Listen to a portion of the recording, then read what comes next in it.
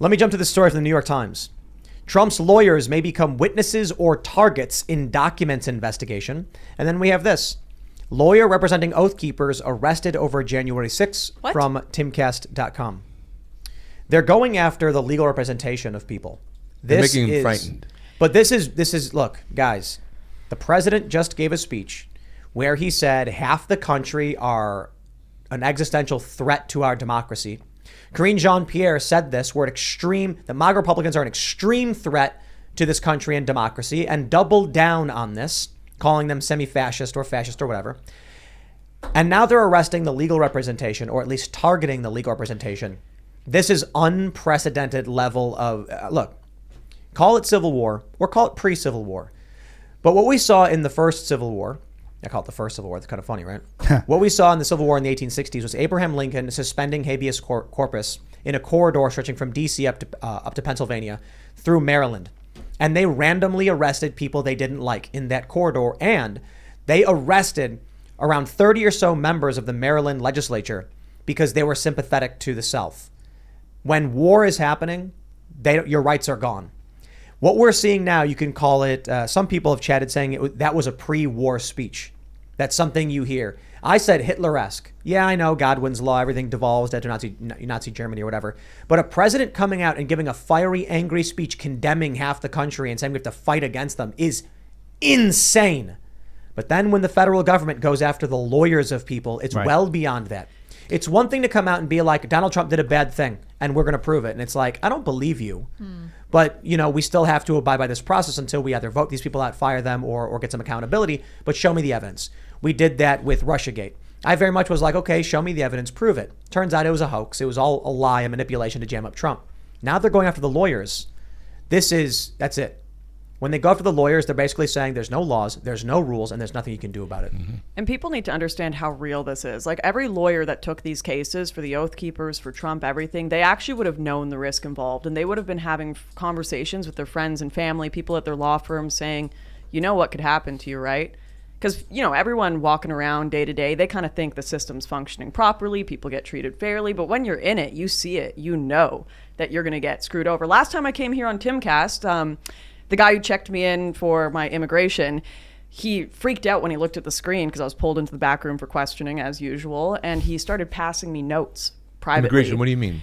Immigration on my way in from Canada to come do this show. Okay. And the private notes he passed me said that you've been put on a watch list, basically, where you're going to be pulled in for the rest of your life because of some random agent in Seattle. I haven't traveled to Seattle in years, who put you on a list because you were associated with people like Stefan Molyneux, and he put you on a flag list, right?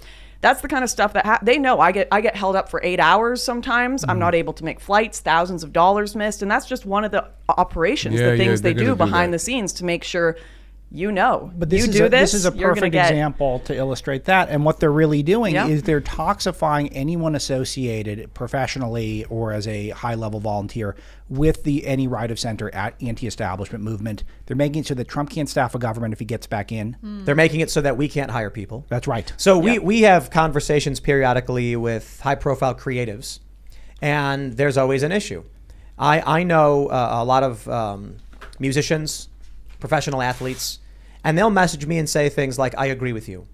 The point of this is to make them say, dude, I really can't. I'm sorry, man. I'll lose everything. Look what they're doing. But you know what? Some people are cowards, and that's the unfortunate reality. And if the issue is the people who agree with freedom, liberty, individual, personal responsibility, and individualism, if those of us, if this faction is dominated by cowards, well, then we deserve to lose. That being said, I think this shows we are winning. I'm not saying that to get down. I'm saying that if you look at Carrie Lake's victory, you look at Liz Cheney losing, the midterms are looking like it's going to be good. And that was Joe Biden crapping his pants in fear, knowing he's about to get impeached because the Republicans are preparing an impeachment on several fronts. I pray you're right.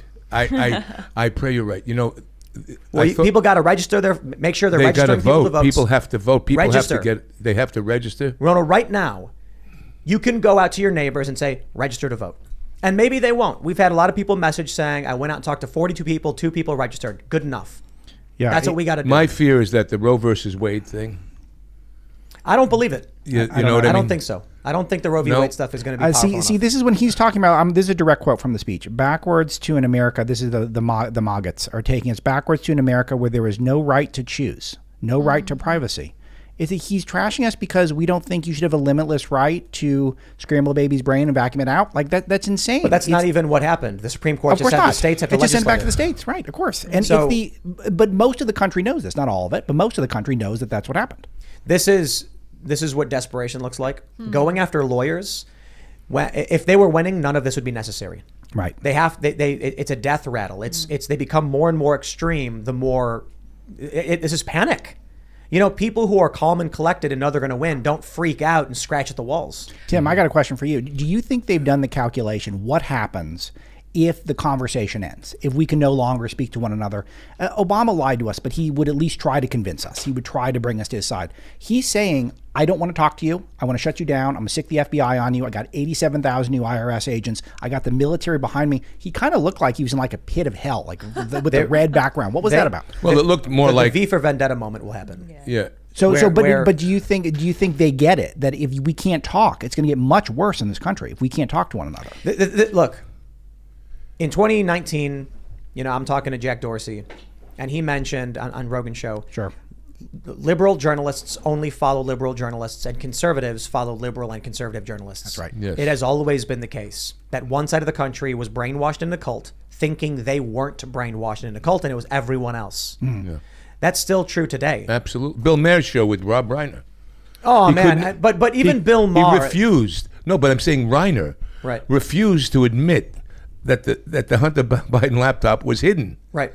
He refused to admit it. But Bill Maher's the one who said, if a recession stops Trump, then bring on the recession. Now, all of a sudden, he has the nerve to come out and be like, they shouldn't have hid the laptop. Well, I'll say this. Yeah. Respect for doing the right thing, Bill. I just wish he did the right thing in the first place. I don't believe he was ignorant to what was going on. I think he was pandering because he was saying what he thought liberals wanted to hear. Now he realizes the wokeness has gone insane, and the safe bet is in the moderate space. Tim, the number one rule in politics has always been it's better to be wrong too late than right too early. Yeah. Always for these people. Well, what's the saying? What is it? It's something like telling the truth is dangerous when the government is wrong, or something like that. You know that quote? Yeah. I wonder if the way that Biden was speaking in that speech was still as if the Maggies were a small minority of the country, right? Like that's what it he says. Kept saying like, oh, we've got all these Republicans. I don't care what your opinions are, as long as you're for democracy and protecting the integrity of this nation. Like, I wonder if he's actually trying to gaslight people. Do they not realize we can look at the voting numbers? Yeah. We can see how many people are Maggies.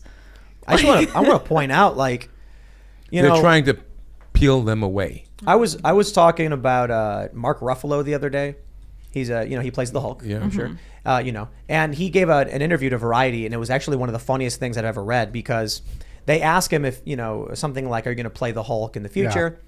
And he said, maybe, we'll do old Hulk because there's like old Hulk. But he goes, the way things are headed and what we're facing right now in this country, there might not be a world in which we can do these things. So I hope I'm still around to do it. And so he's kind of saying like, the world may end as we know it, so I can't play the Hulk anymore. and that was an intense thing, because I don't completely disagree with him, to be honest. But the best part was the Variety interviewer goes, okay, moving on. Yeah. So anyway, and I'm like, dude just told you the world was ending. He does this all the time. He'll tweet something suggesting the world's ending, and then he'll have a headshot of himself with a smoldering hot look, just like he's trying to seduce people with his insane left-wing rhetoric. But look, it's great content for us, so we're grateful. I hope he keeps doing it. Yeah. I mean, look, I don't disagree with him. I don't agree with him politically. Yeah. But when he said we're headed towards dark days or whatever he's implying, I think he's right. Mm-hmm. But my ultimately, what I wanted to get to is, earlier today, I'm skating.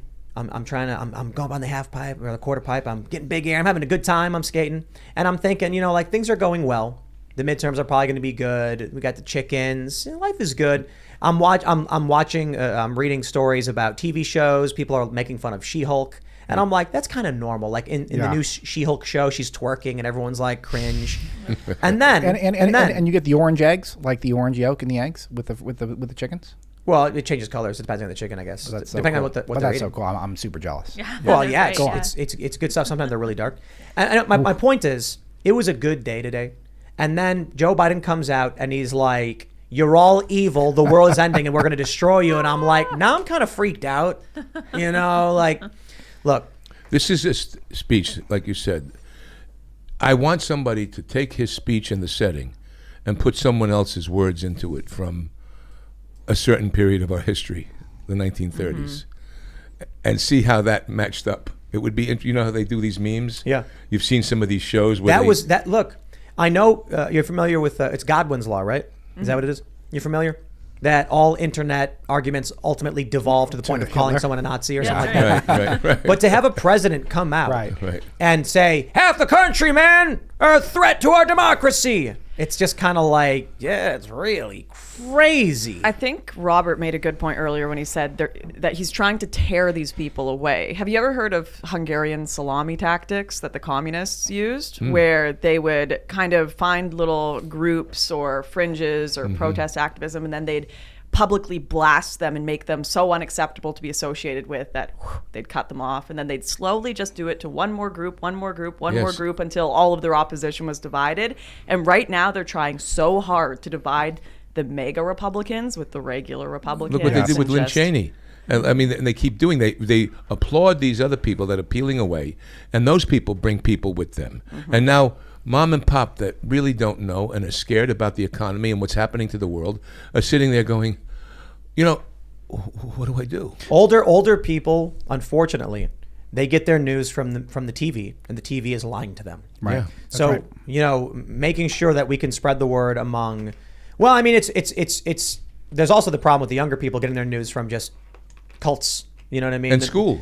Yeah. So it's ultimately just about finding where people get their information and helping expose them. This is the thing that Ronald Reagan said, the most important thing, and I wrote it on Breitbart the week Trump won. I says, for his administration, Ronald Reagan, the last speech he gave to the American people, and the last part of that speech, his farewell speech, was, we need to have an informed American patriotism. The most important thing, he says, we used to sit around the TV show and we would have shows giving American values. We would sit around discussing things with American values. He says, and I fear, and he saw the flag getting this, he says, I fear that unless we have a new American patriotism where we're teaching our children civics and the history of America, we're going to lose our nation. Thanks for checking out this segment from the Timcast IRL podcast. But if you want to check out the full show live, tune in Monday through Friday at 8 p.m. And if you want more special access content, head over to timcast.com and become a member.